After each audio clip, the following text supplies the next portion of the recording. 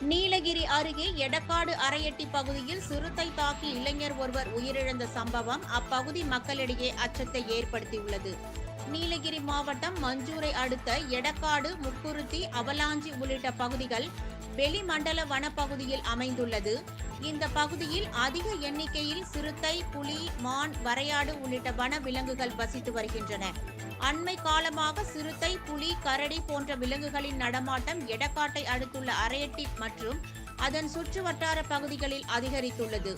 இந்நிலையில் அரையட்டி கிராமத்தைச் சேர்ந்த சதீஷ் என்ற இளைஞர் தேயிலை தோட்டத்திற்கு பணிக்கு சென்றபோது சிறுத்தை தாக்கி உயிரிழந்தார். அவரது அலறல் சத்தத்தை கேட்டு அந்த இடத்திற்கு சென்ற கிராம மக்கள் சிறுத்தை தாக்கி உயிரிழந்த இளைஞரின் சடலத்தை மீட்டு சாலை மறியலில் ஈடுபட்டனர். அப்போது சிறுத்தையை கூண்டு வைத்து பிடிக்க வேண்டுமென கோரிக்கை விடுத்தனர். இந்த சம்பவம் குறித்து வனத்துறை மற்றும் காவல்துறையினர் தீவிர விசாரணை மேற்கொண்டு வருகின்றனர்.